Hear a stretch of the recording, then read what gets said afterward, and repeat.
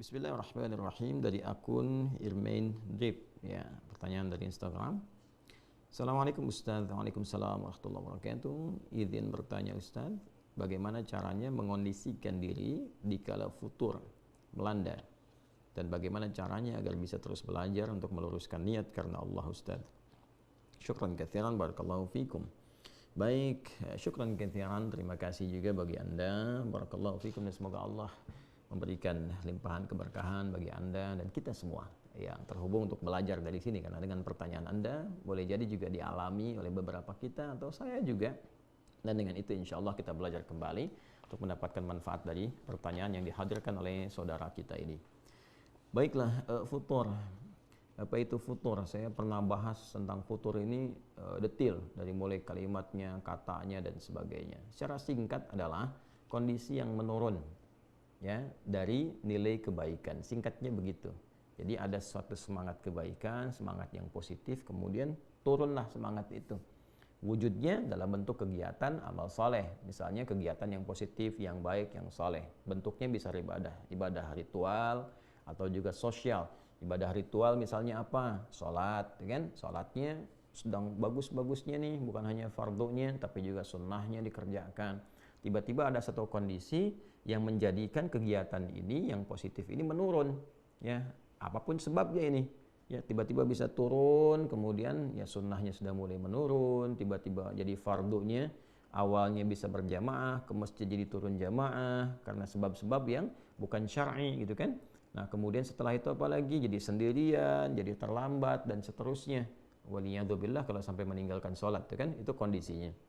Atau ada ibadah-ibadah sosial juga, bentuknya banyak nih, ada yang muamalah, ada muamalah maliyah, bisa sedekah misalnya, bisa saling ta'awun 'alal birri wat taqwa. Kalau sedekah kan kaitan dengan materi, gitu kan, bisa infak kah itu, bisa lain-lain kah dalam bentuk pakaian, makanan, dan sebagainya. Ta'awun 'alal birri wat taqwa, saling tolong menolong, ya kan, saling membantu, saling mendoakan, interaksinya menurun, gitu kan. Dan turunan-turunan yang lainnya yang bisa kita contohkan dalam berkehidupan, termasuk akhlak yang tadinya tuturnya baik, tiba-tiba kosakata kebaikannya jadi menurun, ya. Yang tadinya senang lihat kajian jadi menurun. Nah ini pertama, sebelum bicara dulu kita bagaimana meluruskan itu semua, kita harus turunkan dulu ini penyebabnya apa, futur itu penyebabnya apa, ya kan. Futur itu rata-rata tuh dua penyebabnya, secara umum dua. Yang pertama, ada kesibukan dunia yang berlebihan, kan dunia lawannya akhirat, ya, walal akhiratu khairul laka minal ula, dan sungguh kehidupan akhirat itu lebih baik daripada yang ula, yang pertama dunia. Jadi lawan akhirat itu dunia, lawannya selalu begitu, ya.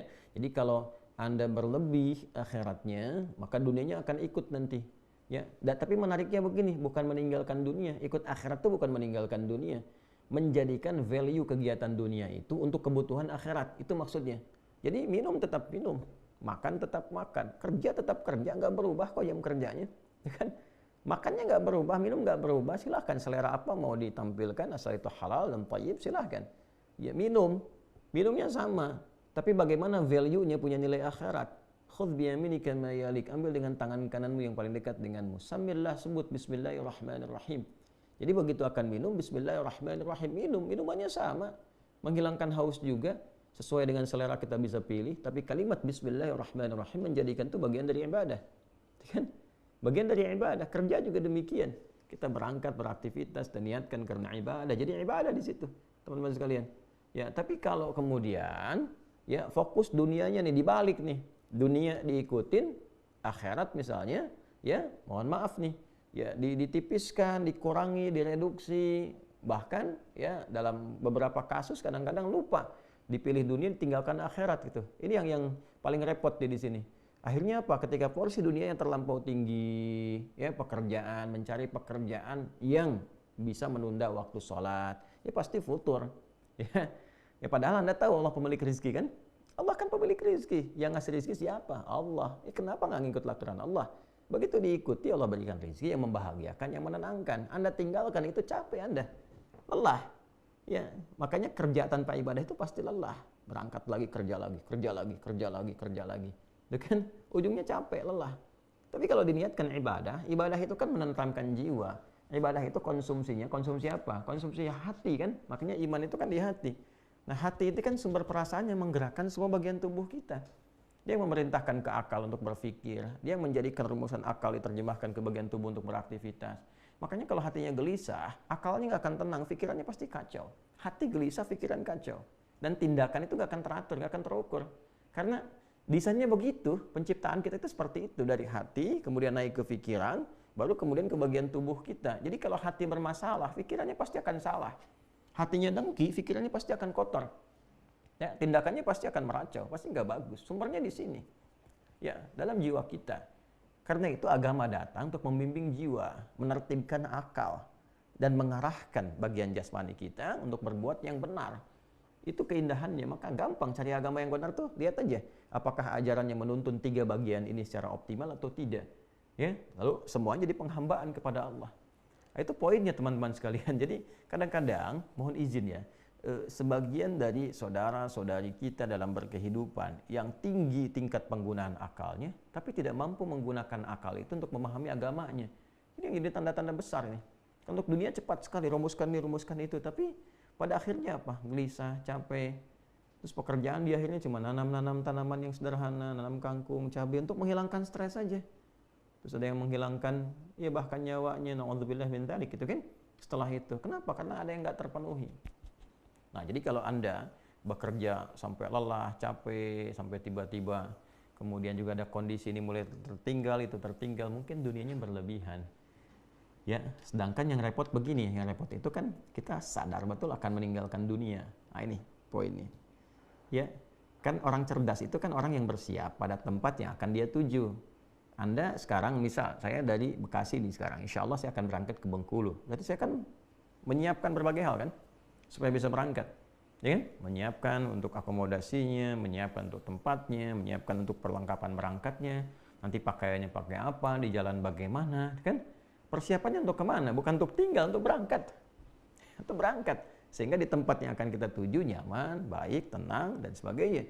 Nah sama, kita ini kan mau pindah, mau meninggalkan dunia, makanya nanti diumumkan telah meninggalkan dunia ke tempat baru. Ya, maka orang cerdas dia akan menyiapkan bekalnya. Bagaimana dia berkehidupan di dunia, saat bersamaan dia kumpulkan bekal untuk kehidupan selanjutnya, untuk tujuan akhir yang dia mau berangkat ke sana. Nah, kita kan sekarang sedang mencari bekal untuk berangkat ke situ. Itu perjalanan terakhir kita tuh. Ya, ini kan kita pergi-pergi nih, dunia, pergi. Untuk apa? Untuk menyiapkan bekal, cari petanya nih. Ya, ini yang harus saya siapkan, di sini saya siapkan. Untuk apa nih dikumpulkan ini? Supaya kita bisa kembali pulang. Berangkat ke tempat terakhir nih, ya, pelabuhan kita yang paling akhir. Kan seperti itu konsep hidupnya. Ya. Kan tiap tahun diajarkan mudik tuh ya, mudik ke tempat asal. Tempat asal itu ma'ad namanya. Ya, ma'ad. Ya innallaha laradduka ila innalladzi farada 'alaikal qur'ana laradduka ila ma'ad. Ya, kan demikian Allah menyampaikan dalam Al-Qur'an. Sungguh yang telah Muhammad sallallahu alaihi wasallam yang telah memberikan kepada engkau petunjuk dari Al-Quran, memfardukan engkau, mewajibkan mengikutinya, menerangkan kepada umatmu, menjelaskan, mencontohkan, akan mengembalikan engkau pada tempat kembali. Ya, makanya Ibnu Qayyim Al-Jauziyah mengarang kitab Zadul Ma'ad, bekal untuk pulang. Dan itu pasti, ya, waktu kembalinya itu pasti disebut dengan mi'ad. Innallaha la yukhliful mi'ad. Allah nggak mungkin nyalahi janji. Satu saat kita akan pulang. Ya kan? Nah, jadi kita diajarkan tuh tiap tahun. Ya, karakternya sifatnya disebut dengan id, ada ya'udu idan, id. Kita kan ada Idul Fitr, kembali kepada fitrah kita, makan kita, kembali kepada kenal diri kita, tujuan hidup kemana. Ada mudik kan, tiap tahun itu ke tempat asal. Nah, apakah orang mudik itu pasti mudik kalau dia nggak punya bekal? Belum tentu. Dan spirit mudik itu mencari bekal dulu kan supaya bisa kembali ketemu keluarga. Itu kan miniatur dunianya yang menggambarkan bagaimana konsep kehidupan kita sampai pulang ke akhirat. Nah, jadi yang pertama mesti ada keseimbangan. Bukan meninggalkan dunia. Ingat ya, ibadah itu bukan meninggalkan dunia. Justru tugas kita itu diberi tugas memakmurkan kehidupan di bumi ini, di dunia ini. Dunia itu kan sifatnya. Jadi mesti makmur. Ya, kalau Anda nggak punya harta, bagaimana bisa haji? Bagaimana umrah? Bagaimana ibadah dengan harta, mewujudkan zakat? Ya kan mesti berlatih kita. Makan yang cukup, untuk sholatnya dapat energi, berdiri kuat, kokoh. Untuk makan bagaimana? Mesti bekerja, beraktivitas. Yang halal, yang baik, di situ agama memberikan petunjuk. Tapi bukan berarti pekerjaan ini menghilangkan entitas kita sebagai muslim untuk mengabdi kepada Allah, untuk beribadah, untuk cari bekal. Ya, karena itu, pertama tempatkan logika dengan cara yang benar dulu. Ya kan? Pemilik rezeki siapa? Allah. Yang ngatur kehidupan siapa? Allah. Yang memudahkan siapa? Allah. Nah, sekarang Allah yang Anda katakan, yang Anda yakini itu membuat desain kehidupan kepada Anda, memberikan aturan nih, cari kerja yang begini, rezeki yang begini. Toh tidak akan mengurangi rezekimu karena aku kata Allah sudah atur rezekimu dari mulai berkehidupan sampai akhir hidup. Jadi sebetulnya kalau kita cerdas gunakan logika ini, nggak perlu kita terlalu menyusahkan diri sendiri sampai lelah, sampai nurunin ibadah untuk mencari sesuatu. Padahal kita mengerti, kan ada babnya tuh. Ya, di rukun iman itu ada qada dan qadar kan? Kita kan sudah meyakini walladzi qaddara fahada. Allah yang telah menetapkan bagi kita apa yang ditetapkan itu di antara rezeki. Wa fis samai rizqukum wa ma tu'adun. Quran surah 51 ayat 22 kan? Ya, dan di langit telah ditetapkan rezekimu dan dijanjikan akan diberikan. Nah, nanti kalau sudah punya keyakinan yang kuat, gak akan tertukar rezeki ini, pasti diberikan sesuai dengan kemaslahatan kita. Bikin rencana. Saya pengen haji, pengen bisa zakat, pengen begini, pengen sedekah. Lalu berikhtiar. Tempatnya di mana? Dari mulai belajar dulu. Karena kan amal bersanding dengan ilmu. Makanya ain, lam, mim, lam. Hurufnya sama jumlahnya, 3 huruf. Dan semua jenisnya sama. Ada ain, ada mim, ada lam. Cuman beda nanti awalnya. Kalau untuk ilmu, untuk bekalnya dulu, lamnya dulu. Ain, lam, mim. Jadi ilmu, alima. Nanti dengan ilmu itu dipraktekkan jadi amal. Amilah. Makanya semakin kuat ilmunya, semakin mudah amalnya. Sederhana kok dari bahasa tuh begitu. Nanti ada kitab namanya Al-Khasa'is karya Ibnu Jinni. Itu bagus sekali memahami korelasi antara perubahan-perubahan huruf dalam satu kata. Ya, misalnya ada ain, lam, mim tadi. Kalau lamnya pindah ke akhir jadi apa? Ini jadi apa? Ada keterkaitan. Makanya ilmu orang semakin tinggi, semakin luas wawasan, semakin mudah beraktivitas dan semakin ringan pekerjaan. Makanya Quran datang dengan risalah ilmu. Iqra, suruh baca. Ya afala yanzuruna ilal ibili kaifa khuliqat, diminta riset. Inna fi khalqis samawati wal ardi wa ikhtilafil laili wan nahari la ayatil liulil albab, diminta berpikir, menganalisis supaya pintar. Jadi muslim itu pintar, jadi muslim itu cerdas. Ya, muslim itu kuat argumen. Makanya interaksi dengan Qur'annya dipertajam, belajarnya dirubah cara berpikirnya supaya berkemajuan, mencerahkan gitu. Itu poinnya. Ya, jadi penyebab futur yang pertama adalah larut dalam dunia yang tidak berimbang konsepsinya dengan apa yang Allah ajarkan kepada kita. Terlalu banyak nih porsi dunianya, tapi nggak diimbangi dengan petunjuk-petunjuk beribadah, ya, dengan konsep akhiratnya. Sehingga rasanya apa? Rasanya pasti akan dirasakan. Ada penurunan, ketidakseimbangan, dan sebagainya. Pasti dirasakan. Kalau nggak percaya, silahkan cek aktivitasnya, riset aja. Terlalu banyak begini pasti capek. Ya, karena jiwanya nggak mendapatkan asupan yang sesuai. Oke? Jadi cara berpikirnya tempatkan dulu, bab qada dan qadarnya selesaikan dulu, ya kan? Yakin bahwa Allah itu yang mengatur rezeki, yang menempatkan segala hal sesuai dengan maslahat. Setelah itu baru rumuskan ikhtiarnya. Fa idza faraghta fansab wa ila rabbika farghab. Ya ayyuhan nasu kulu mimma fil ardi halalan thayyiba. Dari sini. Terus belajar saat yang bersamaan sifat qanaah. Supaya apa? Supaya menerima berapapun rezeki yang Allah berikan kepada kita. Nanti Allah itu Masya Allah, Allahu Akbar, Allahu Akbar, Allahu Akbar. Itu mengatur kita dulu supaya kita pandai dan bisa expert ya dalam memanage harta yang Allah berikan. Jadi kadang-kadang dikasihnya pasti pas dulu nih sesuai kebutuhan nih, supaya kita mampu memanage nih. Kalau kita sudah biasa mengatur yang kita lihat sedikit itu kepada yang banyak, nggak menghambur-hambur nantinya, nggak mubazir. Ya, jadi kalau dari sedikit tuh kita dapatkan, sedikit itu kan kalau bahasa Qurannya cukup. Ya, aghna wa aqna, membuat engkau kaya atau cukup. Nggak ada yang kurang. Yang kurang itu yang merasa selalu kurang. Yang merasa selalu kurang. Kalau kita mempersepsikannya sebagai cukup, psikologi Quran itu selalu cukup katanya. Nggak pernah kurang. Jadi kalau dapat berapapun dibawa ke rumah, ayah bawa ke rumah, kompak dulu dengan istri. Berapapun yang Allah berikan kepada kita, insya Allah ini cukup. Itu dulu poinnya. Jadi kalau persepsinya selalu kurang, selalu dipandangkannya angka gitu. Setiap bulan mesti segini, kebutuhan segini. Allahu Akbar. Saya di awal-awal masa pernikahan dengan istri dan kita mengontrak juga dan menikmati kehidupan itu gitu ya. Dan nikmat aja karena ngelihatnya kan mukmin itu sederhana gitu kan. Ya, kalau ada kesenangan syakara, kalau ada ujian sabara gitu kan. Lalu Masya Allah kalau kita lihat dari kita mengajar misalnya, terus kacamata umumnya manusia yang menghitung begini, ya saya nggak pernah ngitung gitu. Saya ajarkan pada istri, alhamdulillah kita nikmati berapa Allah yang berikan pada kita, nikmati. Lalu suatu saat di akhir bulan, saya katakan pada istri saya, coba hitung deh kehidupan kita dari awal sampai akhirnya berapa yang telah keluar. Dihitung sekian. Masya Allah, berapa yang Allah berikan kepada kita? Ya setiap buaya dapat tuh berapa. Ya kalau secara nalar nggak akan cukup. Ya, coba Anda bayangkan, ngajar satu kampus dapat 500.000 misalnya. Sementara ketika dicek di akhir bulan, loh kok 5 juta, loh kok lebih, loh kok sekian, ya, dari mana gitu Allah berikan tuh. Ternyata kita tuh kadang-kadang kurang menyadari bahwa ada rezeki-rezeki min haitsu la yahtasib yang kita nggak sadar. Ya, kita mau makan, tiba-tiba tetangga kirim makanan, ya kan? Masya Allah, kita tiba-tiba mau minum, kita mau makan bareng-bareng, ketemu temen dibayarin, kan Allah yang nitipin juga gitu. Ya, tak sadar ternyata yang Allah kasih dalam sebulan itu nggak pernah kepake. Jalan-jalan, nah ini qanaah namanya. Nah makanya tanamkan dulu babnya secara lengkap.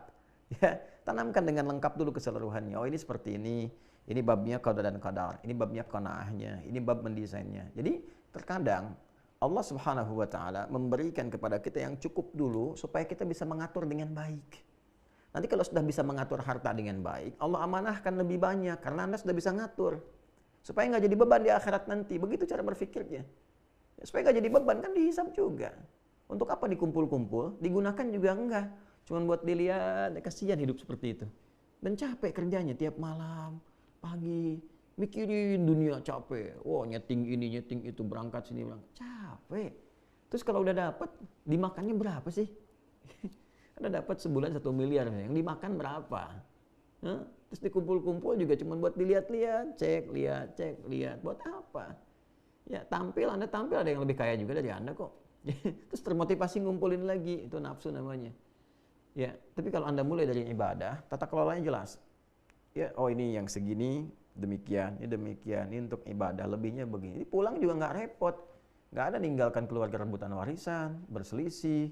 Tuh kan? Berumah tangga juga terukur. Nggak ada rumah tangga orientasinya harta, rebutan. Ini harta saya, harta kamu, harta saya juga. Repot juga gitu. Kalau seperti itu mana kebahagiaan, sakinahnya mana? Ya, mawaddah rahmahnya seperti apa digambarkannya? Maka yang pertama adalah bangun keseimbangan dalam kehidupan dunia. Jangan berlebihan juga. Itu poinnya. Yang kedua, penyebab futur itu maksiat. Ya, penyebab futur yang kedua adalah maksiat. Mulai bergeser dari jalur ketaatan. Ya, mulai mata dipakai pada yang tidak tepat. Alih-alih memandang yang baik, memandang yang kurang bagus. Lihat bacaannya apa, tontonannya apa. Kalau lihat di internet, di YouTube, apa yang dilihat. Ya kan? Nah, itu pasti akan berpengaruh karena virus kan.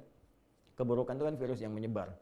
Nanti kalau mata terbiasa melihat yang tidak baik, yang salah, yang soleh sudah nggak sensitif lagi. Ya, kan selalu begitu rumusnya. Kanan dan kiri. Kanan dominan, kiri pasti akan berkurang. Kiri dominan, kanan pasti akan berkurang. Gitu. Jadi kalau yang solehnya itu dominan, yang salahnya ditekan, ya kan? Ya.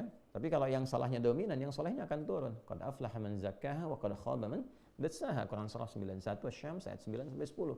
Demikian adanya. Jadi kalau mata biasa dipakai yang soleh, yang taat, yang maksiat akan anti. Melihat sesuatu yang maksiat itu sensitif. Udah gitu kan? Jauhi, tinggalkan, astagfirullah.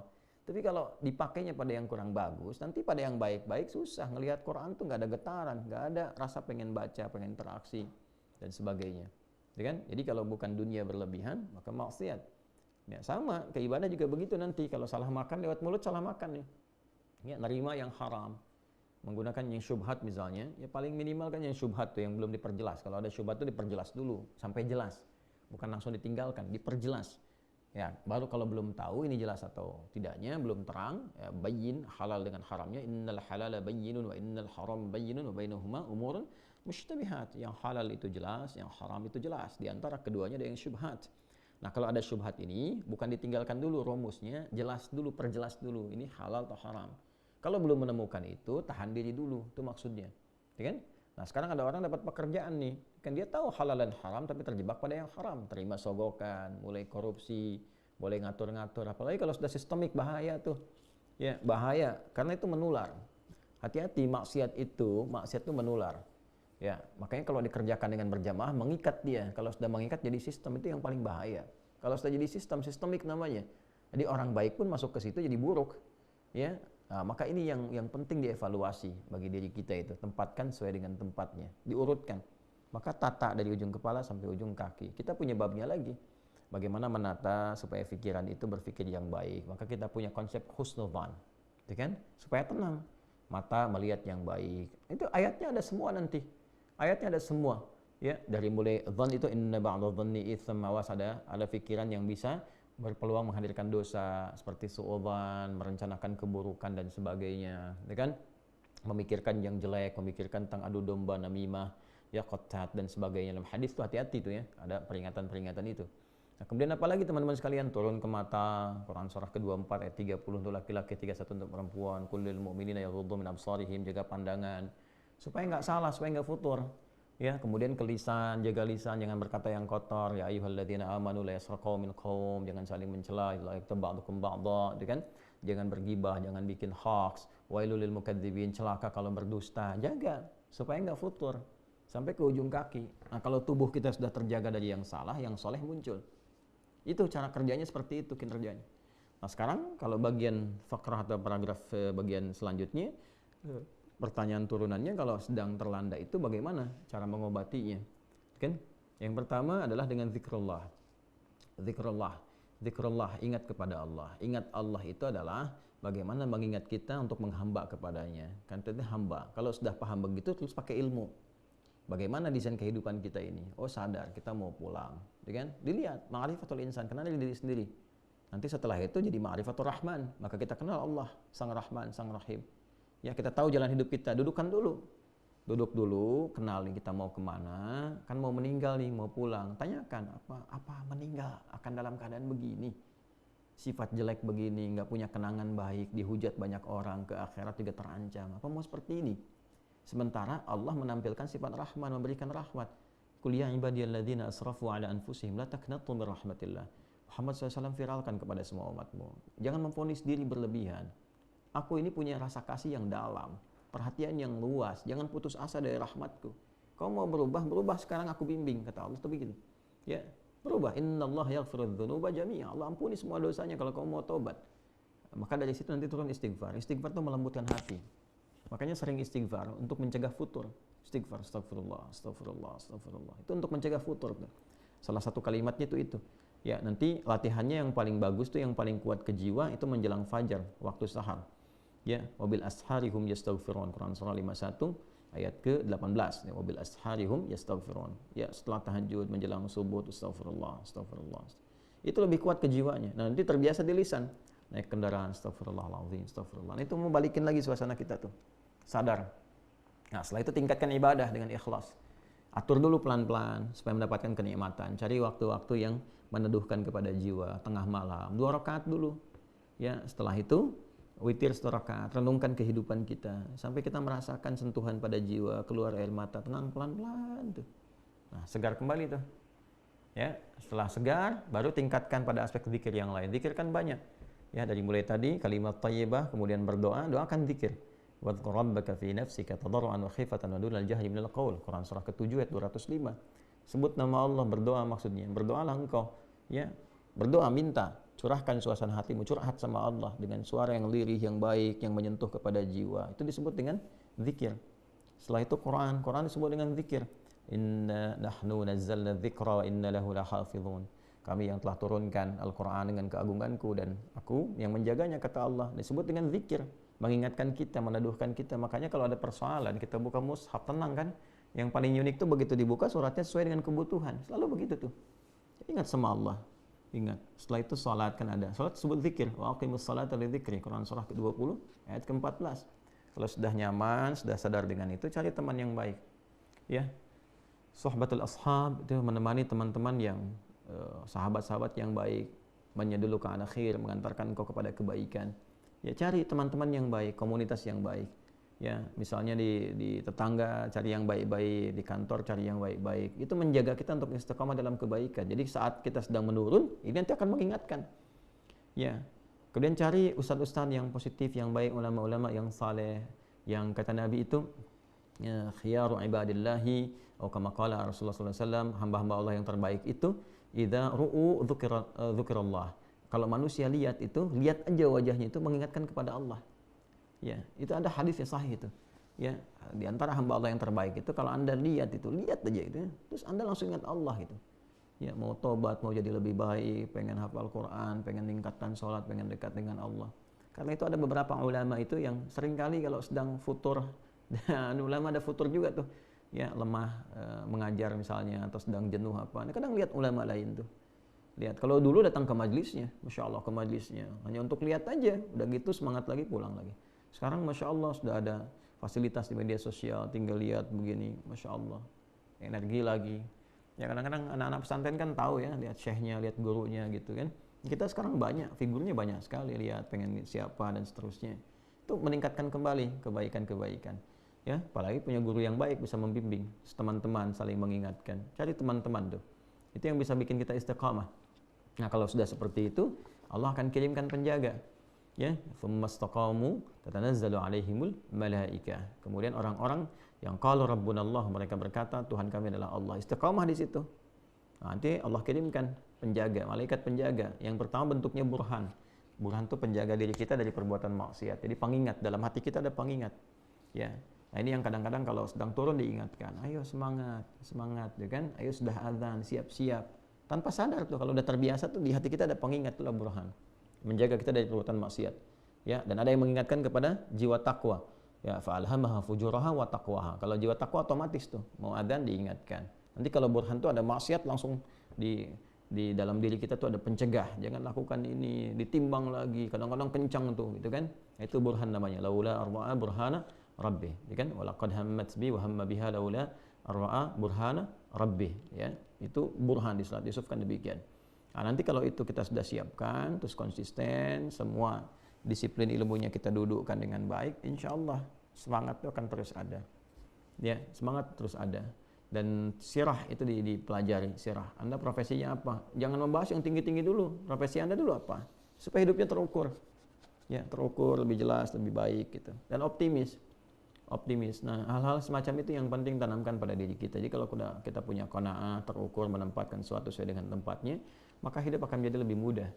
Ya, sederhana, mudah, menyikapi setiap kadar Allah itu dengan lapang, dengan nyaman, dan lebih membahagiakan. Walaupun untuk memulainya butuh perjuangan. Dan perjuangan itu biasa. Ya, hidup itu kan seperti itu. La tarakabunna tabaqan an tabaq. Setiap tahap kita akan lalui. Lelah, ya, insya Allah lelah ya, kita hidup buat lelah kok. Ya, nanti istirahatnya saat meninggal.